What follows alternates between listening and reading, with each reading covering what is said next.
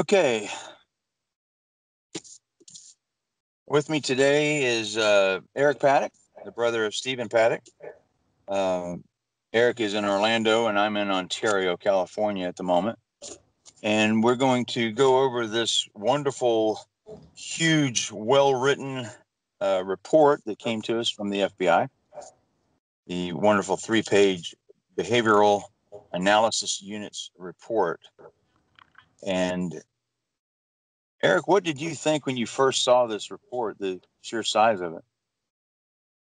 Well, everybody was saying that there was going to be a bunch of other data, a lot of the stuff that seemed to be missing from the Las Vegas report. But as we chatted about a minute or so ago, I guess it looks like since Las Vegas PD was in charge, they have all the information and they just have chosen not to release a bunch of it still yet. The ballistics, etc. So that seems a little weird. I think the name of this document kind of says it all, though. It's their review of the existing stuff that they had in their hands, since it doesn't seem like any net new discovery was done in the year it took to do this. Right. Yeah, you and I we had briefly discussed this the other day, and you made a very valid point that this is the Las Vegas review panel, which means they're only reviewing the information that they have, and they're not going out asking questions. Because the first question I would ask you is, of the 15 months that you have, over the 15 months or so, or 16 months it's been since the shooting, has anyone from this panel or anyone from anywhere contacted you from any? Nope. No, the last time I chatted with the FBI was they called me up to ask what I thought about the Tannerite, and that was over a year ago. Wouldn't it make sense to you that the Behavioral Analysis Unit would make some form of contact with you to try to delve into the life of your brother, to find out what makes him tick, or to find out if there's any key indicators of anything? Wouldn't that make sense? I'm assuming they had enough of me. After the interview I gave them out in Las Vegas the week after the shooting, they must have recorded it, I guess, because there's no way people were taking enough notes. So I gather they just decided that they would do a scholarly thing and take what was in front of them and chew it up as truth. That seems a little strange to me, because we all know that maybe I was a little bit agitated at the time, and that it might have made sense for them to chat with me a bit more to get some clarification, etc. But they're taking everything on face value, since pretty much everything I told them has proven out to be completely factual and, no subterfuge whatsoever. Yeah. So, yeah, your track record of predictions and basically saying what's going to happen pretty much has come to fruition. So I'm in agreement there. The other thing was, I think, the reason why you were agitated, one of the reasons I believe was at the time they thought the house was broken into. We found out later that it was someone leaving the door unlocked, which is as equally as inept. But was that the case, as your understanding? Yeah, that kind of stuff. Exactly. There was that, and of course now I'm forgetting what there were two. I gave them 2 strikes. Now I've forgotten what the other one was right off the top of my head. I'd have to go back and look at my notes, but there were 2 things that they did that were silly. And so I flew out there to chat with them. And when you went out there, you where did they meet you, or where did you meet them? Oh, they met me on the airplane. There's a funny story there that I don't know that we want to go into, but there were a bunch of Leos waiting in the jetway for me, And then I sat and talked with a couple of them. I assumed they were FBI guys for about 4 hours that night, which was way late for me, but they started falling asleep first. So we all went and found a hotel to hang at. And then the next morning they picked me up and I spent 9 hours plus, I believe, talking to them, the whole day talking to them. No lawyers, no Miranda, no anything. Gave them all my electronics. They broke my phone and my laptop. But the A team I don't think was there in Vegas quite yet or something. But they let them ask me any question they wanted. Gave them my classic stream of consciousness on everything else. Awesome. Okay, well let's jump into this report. This report came out last Tuesday. It came out on January 30th, and I believe I can't think of one person that would have guessed this report would be 3 pages. I just don't think anyone would have ever even fathomed that. And part of the reason I guess the report is this short, like we alluded to earlier, is the LVMPD was the lead on the case, whereas people are comparing this report to Sandy Hook and Pulse and some other things where they believe that it should be well over 1,000 pages and what have you, which it should be. There's got to be an enormous amount of data out there. This is just a lot of information that we feel we should have, but this report apparently is it. I did get confirmation that this is what we've been waiting for. And it's, I don't want to say the word anticlimactic, but which is not a proper word, but for the lack of a better term at this moment, that it definitely fits. But the first one, I know as we go through these points here, there's 10 points on these pages, and let's go over the first one here. On the first one, it speaks that they did not find any evidence that Paddock's attack was motivated by any ideological or political beliefs. And the LVRP concludes that Paddock's attack was neither directed, inspired, nor enabled by an ideological or ideologically motivated persons or groups. What do you feel about that? This is all mom and apple pie. The first thing, of course, that I want to say, just to close off what you were talking about a minute ago, is the reason the report's so short is because they have nothing to say. That's what we find as we go through this report. They have nothing really of value to say. They did not. There's no net new discovery here. There's nothing new here. This is just a much better written closure document than the Las Vegas PD one. But yeah, there's absolutely no doubt. I said this the first time I talked on my driveway.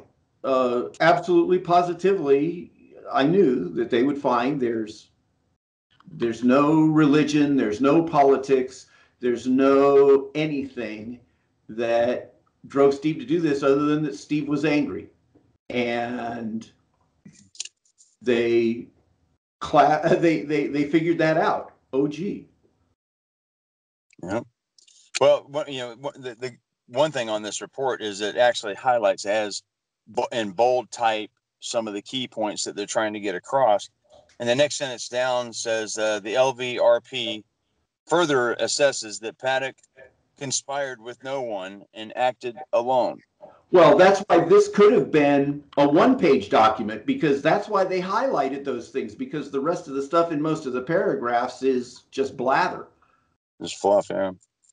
Yeah, I agree with that.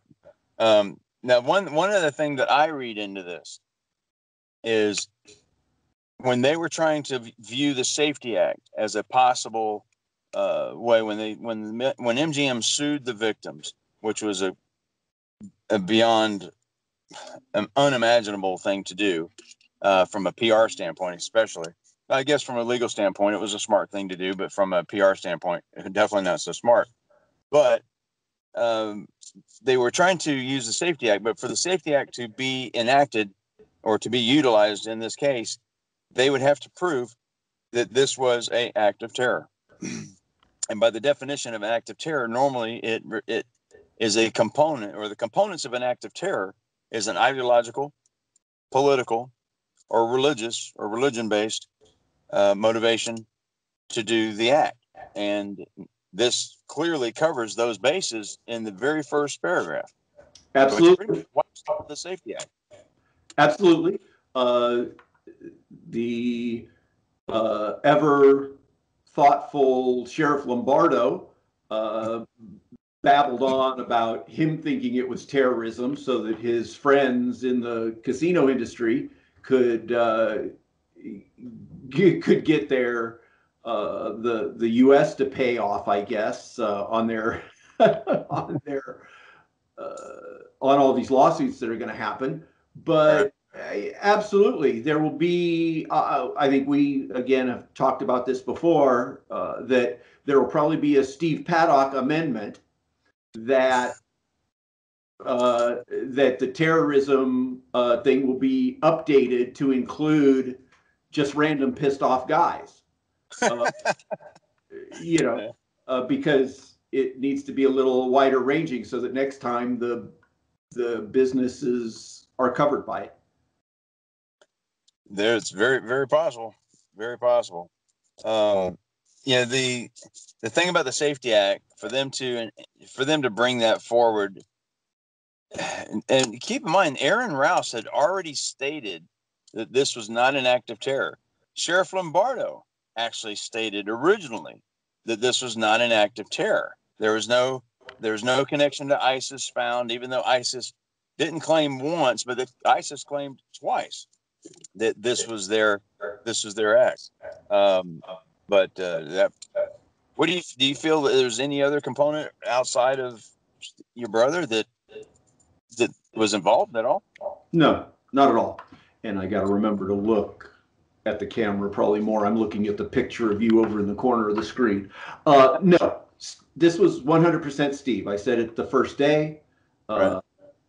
It's 100% Steve. Nobody else had any control over Steve. Plain and simple. Describe him in a way that would make us understand the thought process, not necessarily of doing this, but of how meticulous he may have been, and how, was he really like OCD on everything, or was he just really meticulous, or did he was very good at whatever he wanted to be very good at. It's like I told the cops, if you'd have seen how he did the copper, how he sweated the copper fittings in the buildings we rebuilt. He just, when he wanted to be good at something, he got really good at it. And the thing about this act, the shooting, is there's no magic to any of it. It's all stuff that any reasonably competent person with the desire to do could have done. Steve had a little more access, but if you had money, you could do this exact same thing. You could get those rooms, you could get those guns. People act like it's something strange that he paid off his tab and he paid his bills. That's because they're a bunch of idiots. They would not be successful. They would get caught because Steve did all those things, because if you don't want to get caught, you don't change your patterns. You just keep being the exact same as you've always been. And that's why Steve completely stayed off the radar, because there was no strangeness to anything he did that would give anyone an excuse. And this is why this report is just trying to make everybody feel a little better, because Steve is a new chapter. Yes, allow access. All right, you there? Yep. All right, let me click. There you are. Okay, cool. So, okay, so on the first one basically is we've covered that. The second paragraph, or the second, whatever you want to call these things, the LVRP concludes that there was no single or clear motivating factor behind Paddock's attack, and throughout his life, Paddock went to great lengths to keep his thoughts private, and that extended to his final thinking about this mass murder. Active shooters rarely have a singular motive or reason for engaging in a mass homicide. More often, their motives are complex, merging on developmental issues, interpersonal relationships, clinical issues, and contextual stressors. The LVRP assesses that in this regard, Paddock was no different. Again, they're just trying to make him look more normal so that you aren't scared that we have a new sheriff in town. This paragraph is just silly because, yeah, he went to great lengths. He just didn't put his life online. That's what's so funny about all this. He didn't go to any great lengths to do anything. He just didn't waste time talking to people he didn't think he needed to talk to. He didn't go sign on. You talk about, it's the inverse of this that people would normally talk about. It's that they had to go have 47 Twitter accounts and Facebook and et cetera, et cetera. Steve didn't go out of his way to be private. He just was. He didn't go out of his way not to be private. So this is, again, this and the concept of no single clear motivating factor, to me, it's very simple. Like everything else in Steve's life, if Steve wanted to do something, you knew what Steve wanted to do because he did it. This is where we talked about you have to look at the result of the activity. And most people think the result of the activity is people getting killed because they think the activity is the shooting and the result of the shooting is people getting killed. That was not the result of the activity. Killing the people was the activity to make the casinos famous, to get back at the casinos. And this is my firm belief, is all you have to do is look at what the result was. Steve cost the casinos billions of dollars, and it's the gift that keeps giving, because this is going to keep being a thorn in the casino's side for a long, long, long time. Absolutely. So if you want to see what the motivating factor is, you see what the result was.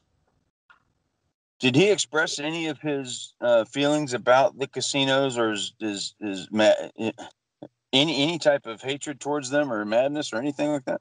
Absolutely. He bitched about them all the time. It's just, again, but it was just normal.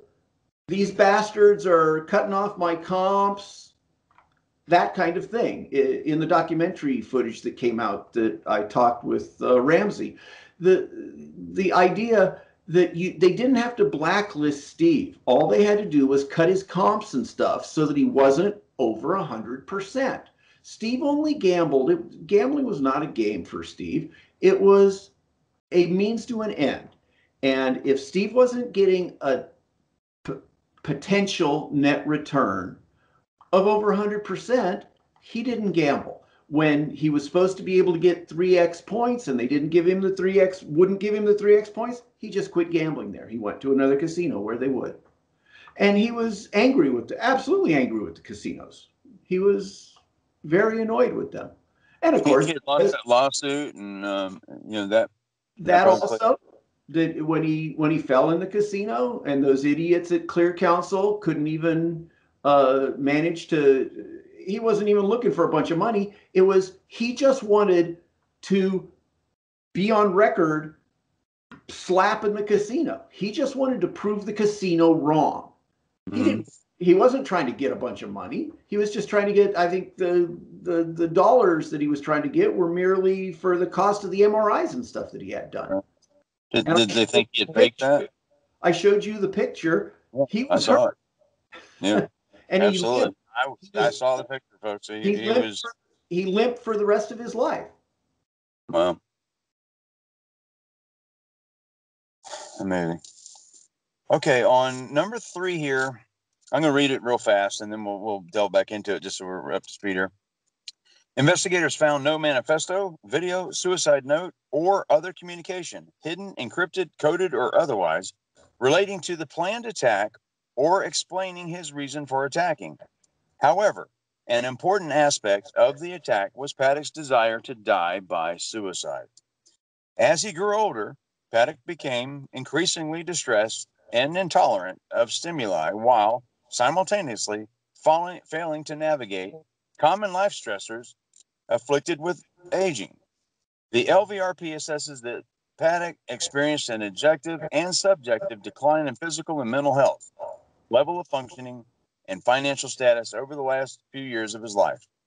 In reaction to this decline, Paddock concluded that he would seek to control the ending of his life by a suicidal act. His inability or unwillingness to preserve any alternatives to this ending influenced his decision to attack. Would you think that's accurate? What a bunch of word salad to... Yeah.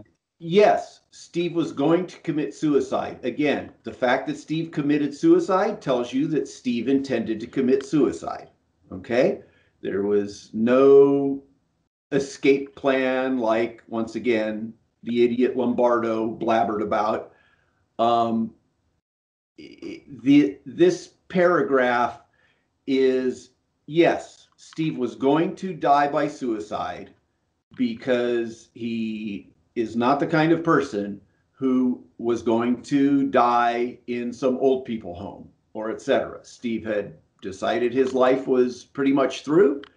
And the problem was that instead of just committing suicide, he decided to take a slap at the casinos on the way out the door.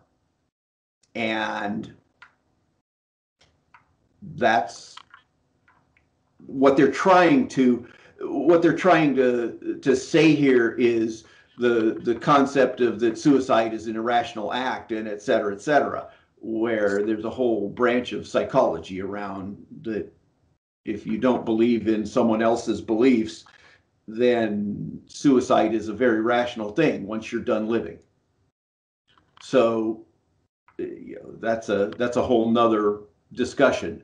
But yes, he absolutely was in decline, et cetera, et cetera. And if we see his take and his drop from the casino, from the casinos, we might have been able to tell that he was losing, that he wasn't playing as effectively as he had played before, possibly. And that absolutely could have been part of the reason that he was going to commit suicide.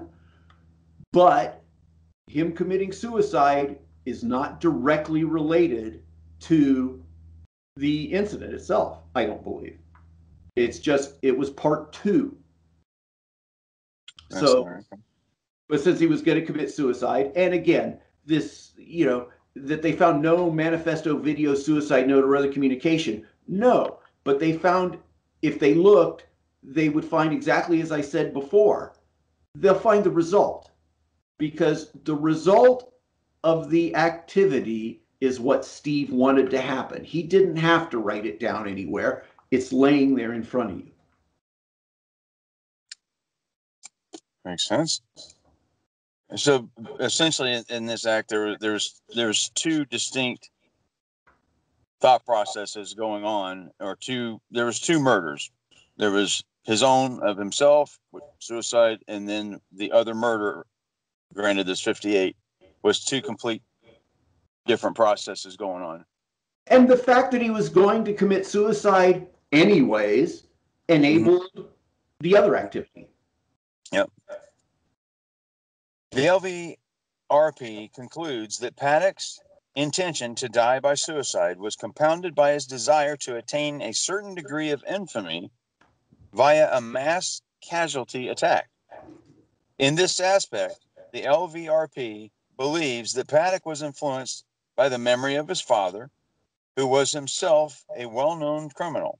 Paddock's father created a facade to mask his, his true criminal identity and hide his diagnosed psychopathic history. And in doing so, or in doing, ultimately achieved significant criminal notoriety. This is just a bunch more stupidness. Mm-hmm. My father, Steve wasn't trying to emulate him because my father never killed anyone. Okay? He had the opportunity because he robbed banks with a gun, I guess, but he never shot anybody. He tried to run over a cop. Well, you know, that's how it is sometimes when they're trying to take you to jail. But this nonsense about him being a psychopath, yeah, he must have been a real dangerous psychopath because after breaking out of prison and being on the FBI most wanted list for 8 or 9 years, they caught him in a bingo parlor in Eugene, Oregon, and then 3 months later they let him back out of jail. Okay, so this was a really dangerous guy. I saw him twice. I don't think Steve ever saw him. I don't think Steve went up and met with him at all. This is just this is just trying to give a lineage. The lineage is genetic probably versus it's more nature versus nurture, because maybe there is a bad guy gene because my dad was a bad guy. His dad was a bad guy. They were different kinds of bad guys, but this nonsense about him wanting to be famous or something, that's why they said a degree of infamy. If Steve wanted to be famous, he would have written a book about this and you'd be able to buy it on Amazon, like the Unabombers thing. So Steve didn't want to get famous doing this. He wanted to make the casinos famous for doing this. Gotcha. Are you a bad guy? Yeah, sort of, kind of. Okay. I mean, I'm not a nice guy. I think I've proven that. I'm not the world's nicest guy. I have no criminal record. I have nothing, et cetera, et cetera. And there's plenty of people who would say nice things about me because I'm nice to people who I need things from.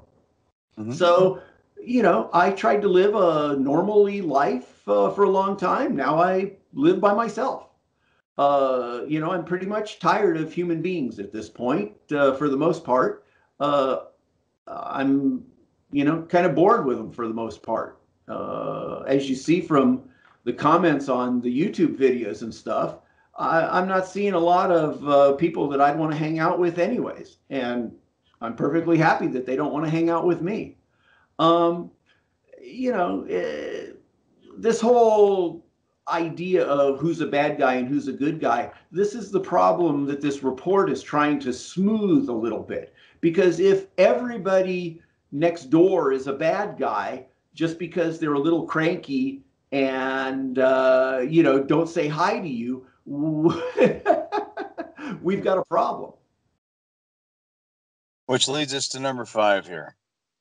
The LVRP assesses that Paddock displayed minimal empathy throughout his life and primarily viewed others through a transactional lens of costs and benefits. Paddock's decision to murder people while they were being entertained was consistent with his personality.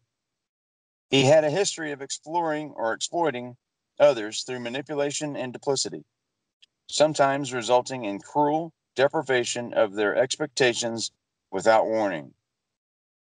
Yikes. Wow. What? This came from some barista at a Starbucks in Mesquite? Is that where this bullet point came from? Because yeah. Who in the hell? Even I never met the guy, and these people are supposed to at least the behavioral analysis unit. They're supposed to get into the mind of Steve. They're supposed to be in his mind and know what he's thinking, when he's thinking it, and all these different things. And I don't think they did their job. I don't know any intimate details of Steve's relationship with Mary Lou, but everything that I know and that has been published, everything that I know that I have seen and experienced, was his closest relationship certainly was not intended to result in a cruel deprivation of expectations without warning. I mean, this is just silliness. People from 20 years ago that he rented apartments to came out and said, oh yeah, I thought he was a pretty nice guy. And this nonsense about while they were being entertained, that's just stupid. They just happened to be being entertained. That's what brought them into close proximity to make them easier to shoot. This paragraph is just, again, this is more college level silliness. Psychopath. Again, it's hard for me to be I'm supposed to be, the guy asking the questions, not working with the answers. But this one thing right here, that one part is just, I don't know. It's just a little ridiculous. Well, again, is there information that we don't know about that they used? Did they generate some net new information from someone else or something? We don't know that, but it sure doesn't seem that way, because the fact that they didn't call me, who was suspect either number 1 or 2 or suspect, 1.5 or whatever I was for weeks, you would think they would call me to vet stuff with me, because everything I've told them has been correct. Right. Yeah. I mean, you think they would, even so, when they were given the instructions on how to proceed, how to do this report, 25 people, 25 different walks of life, so to speak, they're all experts in their field. They're supposed to be professionals. And so out of those, what they have is a multidisciplinary panel was comprised of experts in threat assessment, psychology, psychiatry, research, cyber behavioral analysis, law, and child sexual exploitation. So these people were obviously from varied backgrounds, various levels of profession. They probably have, between them, they probably wrote 100 books. And out of all of that, you would think that at some point in time, they would say, you know what? Let's get on the phone and call Eric. I mean, let's call him, find out. They probably didn't want to muddy up. Basically, they had stuff in front of them, and they were probably told to make their assessment from what was in front of them. Yeah, hence the name. Yeah. Review panel. They just reviewed the existing stuff that was collected. But this number 5 point is just mind bending. Steve has no criminal record. He has no record of ever assaulting anyone. The people who experience Steve's sense of humor, the staring at people. Well, people get weird, and Steve thought that was funny. People get weird if you stare at them. He used to do that. It's just one of them things. So now, next time someone stares at you, as we'll find out, that's one of the 3.6, stressors or whatever. Right. Don't stare at anybody, because that might push them over. Yeah, that's true. And you had stated that he never even really raised his voice. He just he didn't need to. Again, Steve could get done what he needed to do without. He had no need for aggression. Yeah. Would you say that because a lot of people are that way, but they manipulate people in with just an eye emotion or a stare or a nod or a tilt of the head or what have you. That's something I see quite a bit. I see it myself actually in some ways, because I don't like to yell either. I just like to get my point across. But, And there's no doubt that Steve had presence that way.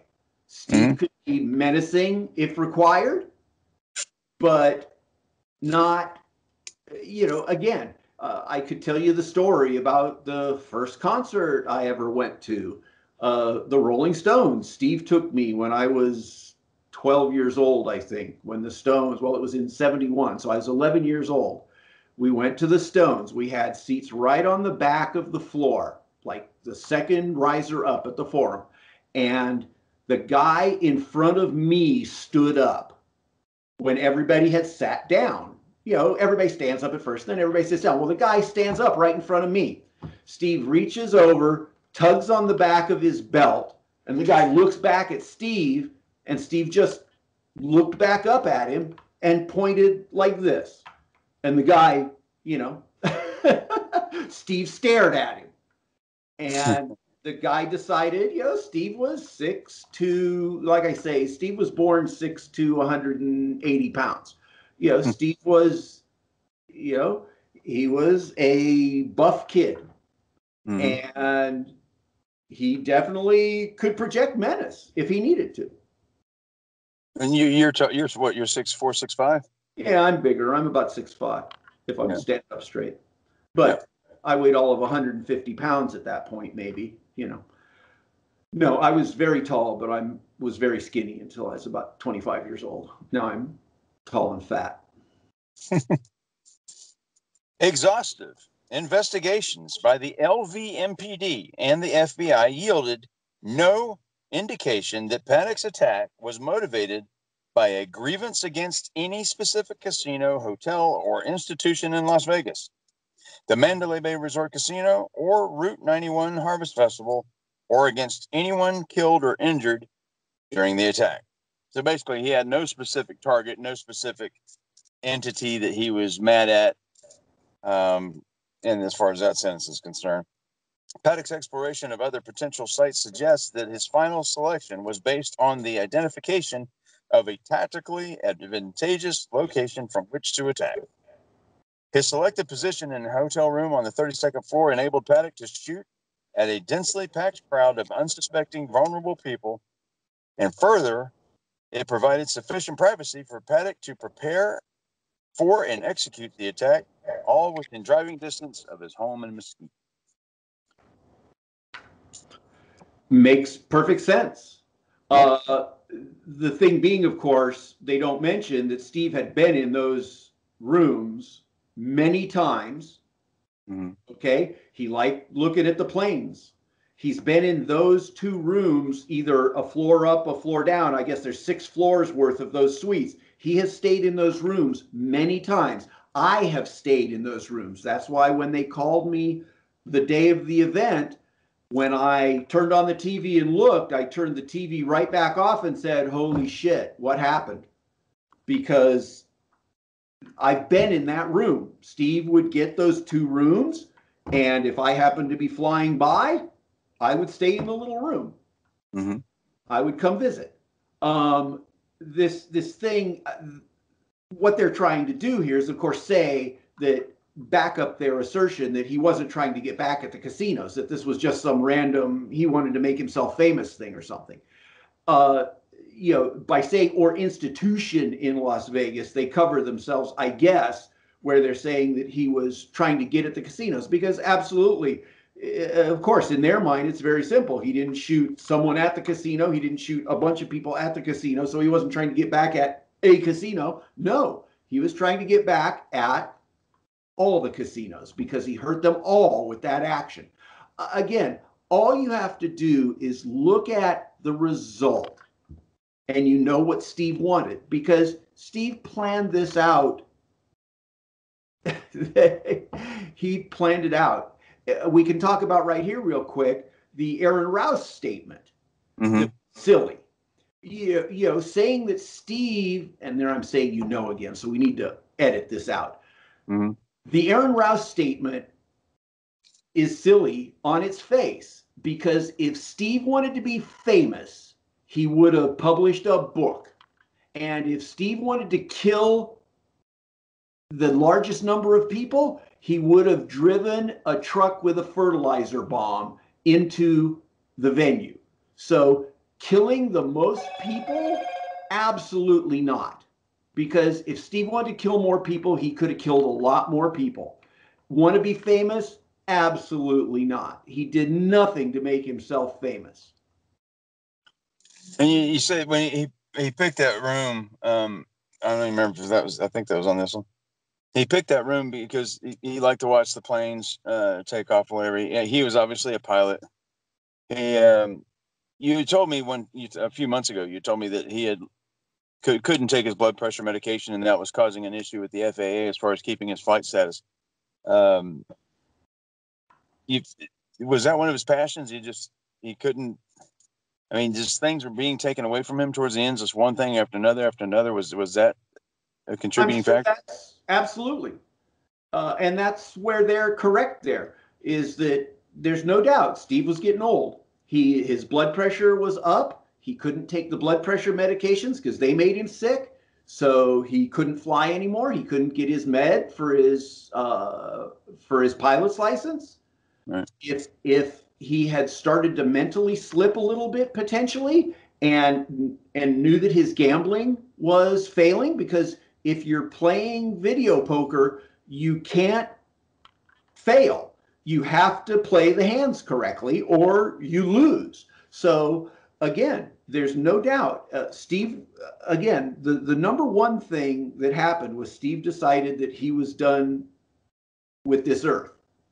And then something happened that made him decide to take out these other people also, to hurt the casinos, instead of just, quote unquote, quietly committing suicide. Right. Throughout his life, Paddock displayed an ability to devote significant time, focused attention, and energy to specific hobbies or projects of interest. Once Paddock decided to attack, he characteristically devoted time, attention, and energy to the shooting. Paddock engaged in detailed preparations for the attack, including a year-long burst of firearms and ammunition acquisition. The planning and the preparation in and of itself was likely satisfying to Paddock, as it provided a sense of direction and control despite his mental and physical decline. He engaged in significant, methodical, internet-based research regarding site selection, police tactics and response, and ballistics. And Paddock conducted in-person site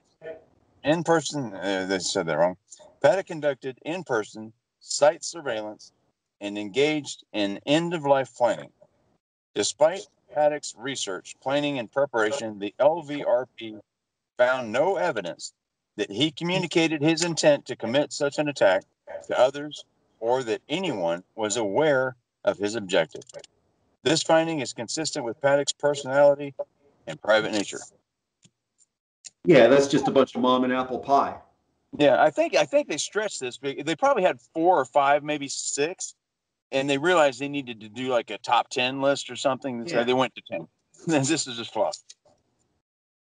There is no evidence, this is number 8, no evidence that Paddock planned for or sought to escape the Mandalay Bay hotel room after the attack.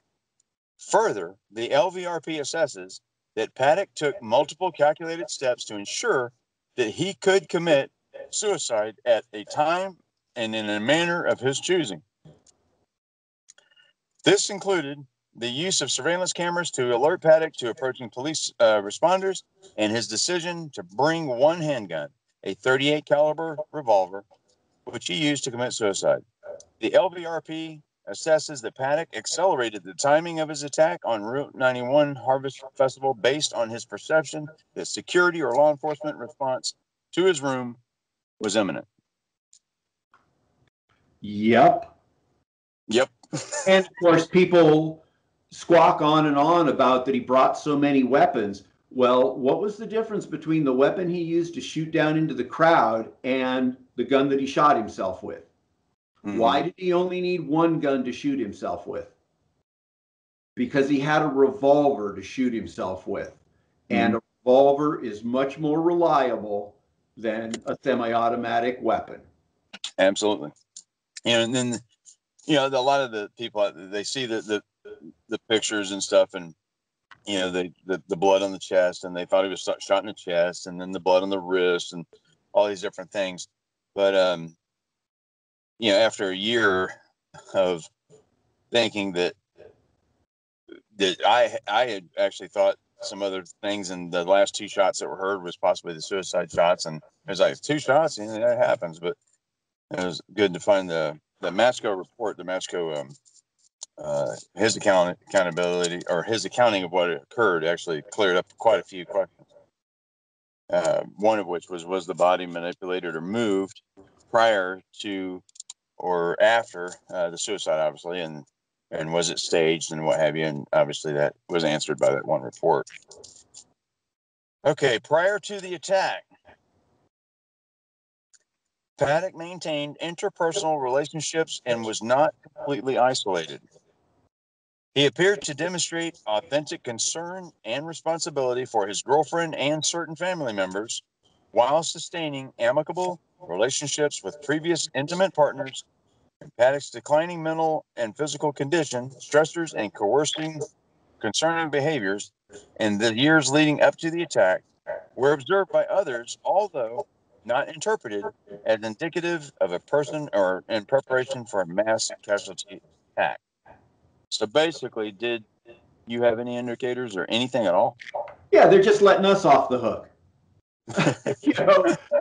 We were just too stupid to see. Now, they probably would have noticed this. But, that's what's a joke about this again. What's the old saw about once you learn how to fake that sincerity thing, you got it licked. Yeah. So, this is, I guess they're just being nice to us. They're letting us off the hook. And they're saying, yeah, jeepers, I guess nobody would have noticed that Steve was decaying at the rate he was, or that he was planning to do this. And that's the truth. They're right about that, at least.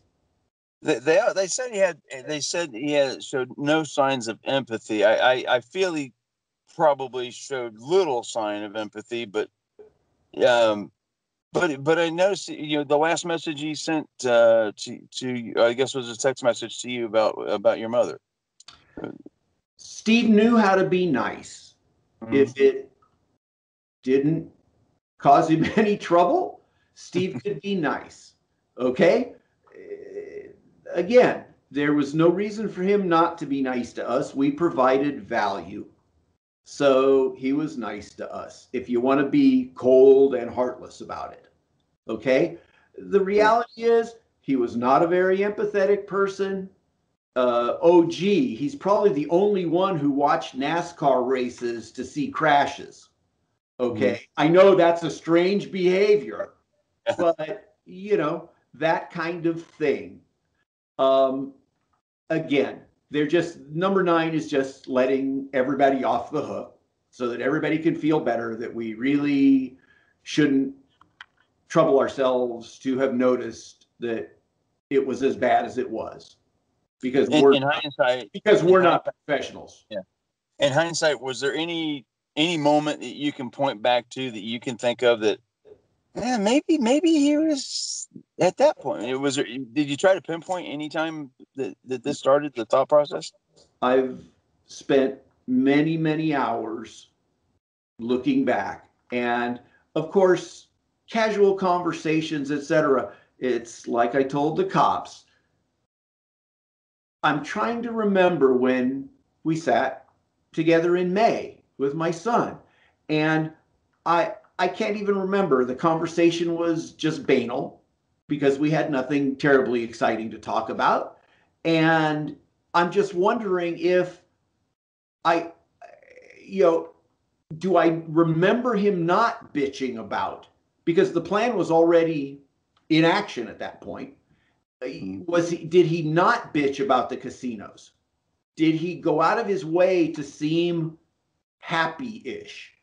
You know, nothing that I recall was he mad about anything. Nothing I recall was he, you know, was there any extraordinary angst or anything. So if anything, I should have noticed that he was too happy and too complacent and thought something was wrong. The first time you shot a gun, when was that? It was a classic Steve. And it probably was the first time because Steve got the gun when he was 18 and it was a 357. And he took me out. We went out to the hills to go shooting. And of course, he says, you know, if you drop the gun, I'll leave you here.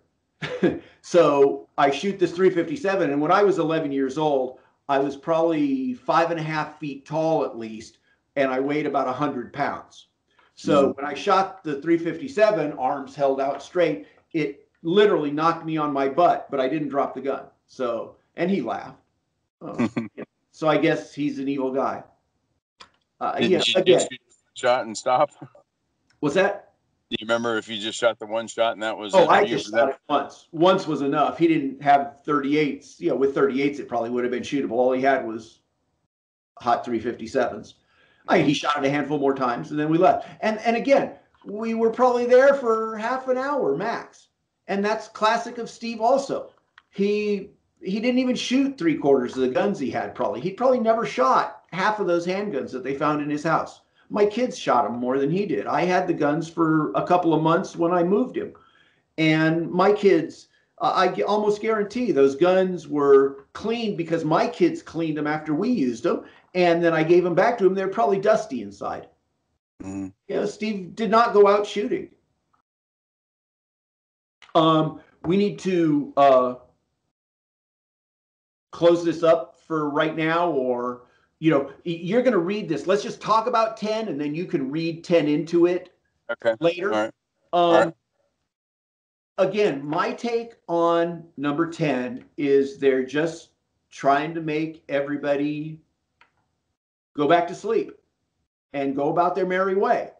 Because when you get into statistics, you've lost 99% of the people on the planet, because 99% of the people on the planet don't understand how these numbers could get generated, et cetera, et cetera.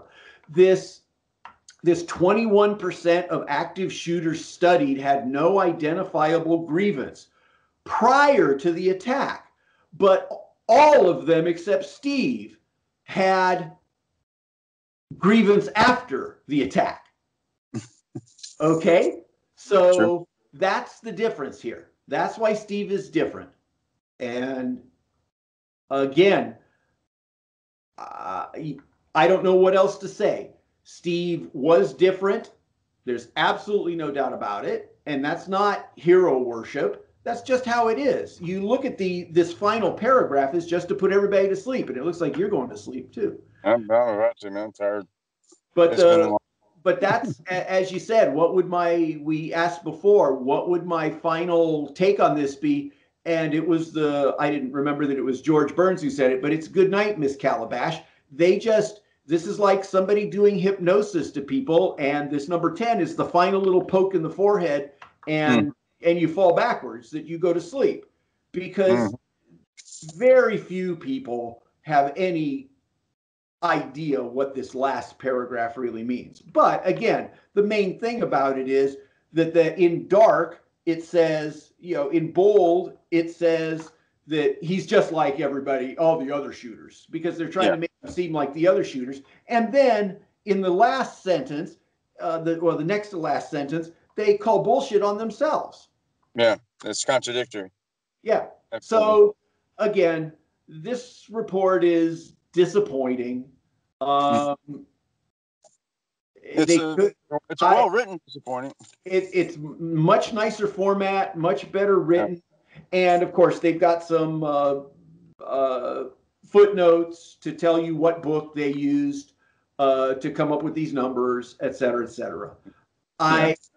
I'm a little disappointed, but why would you expect anything else, frankly? I Um, think what everybody's wanting is the ballistics report showing that he actually pulled the trigger, that was actually him. They want to put the gun in his hand. but you There's no got to video. chase. I'm sorry. You got to go chase LVMPD for that. Absolutely. That's what we're going to do now.